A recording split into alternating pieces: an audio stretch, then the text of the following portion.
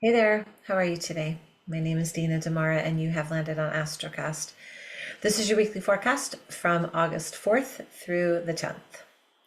Okay, if you haven't already looked at the full moon in Aquarius, I've posted it early because you need to see all of the aspects. There's so much going on with this full moon coming up on Saturday that I want you to be aware of all of the different aspects and transits, and I highlight them. So I show the astrological picture on the screen, and then you can kind of see what I'm talking about. But it's a beautiful, beautiful week. I want to call out the theme courage. And I was sitting here before I was recording this, having a real issue with the theme, as I do sometimes, because it's not just about being courageous, right? Sometimes when we think about being courageous, we think about jumping forward into something, right? This is more about movement forward with courage, but also like an idea of balance in mind. You know, if you've ever started a business or leapt into something, you know, sometimes you just jump without thinking and you don't think about other people, or you don't think about like consequences, so to speak, or you might write out a business plan knowing full well that that business plan is not really reflective of what could happen. This is more about making sure that there's some balance happening first, and that might mean feeling physically balanced or emotionally balanced, you know, whatever it means to you. But I do want to say that the overarching theme of all of this week is courage, and that's because of Mars. Mars is creating a bunch of aspects to Pluto, to Uranus, to Saturn, to Neptune. It's Mars, and Mars just moved into the sign of Libra.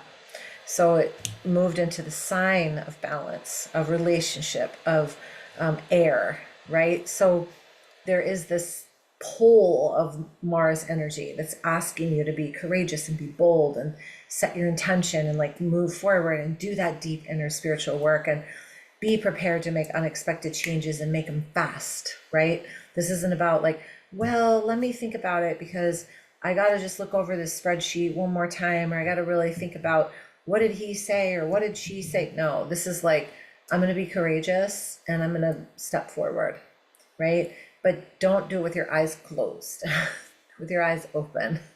Let me go through a few things as well. Okay, so I covered all of that.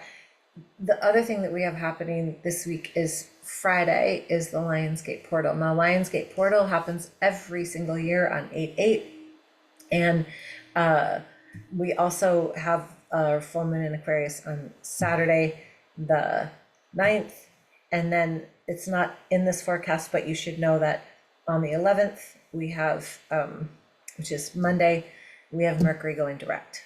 So there's going to be this like movement forward of our thoughts, maybe things that were kind of out of bounds for us. Maybe they're starting to come into clarity, which would be great for some of us. But the whole week is activated by Mars and by abundance and by love and by connection and this like juicy, gooey Leo energy. And if you're a Leo, you know what I'm talking about. Like we rule from our hearts. Like Leos love love.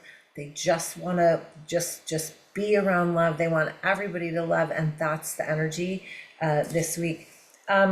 Mars is forming a grand trine with Uranus. So Mars is at one end of a triangle, Uranus is at another end, and then Pluto's at another. It creates this beautiful grand trine. All those planets just moved into the air signs.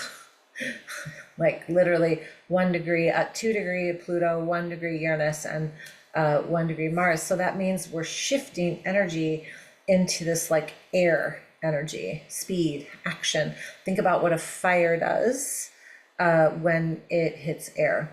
It's fast. Or I guess I should say when air hits fire. I don't know. But you don't want to rush because Mars is also opposite Saturn and Neptune. And this is about balancing that sense of responsibility with your big dreams. So this is where that balanced action comes in. That opposition of Mars with those two planets really wants you to use your creativity and dream big, but also make your movements very conscious and deliberate and well thought out. It's just a really big week for creativity, you guys, and planning and manifesting. And I am actually setting an intention this week of plugging my phone in outside of my bedroom. I went from the nightstand, which is so harmful on all levels, and then I plugged it in across the room, which is great.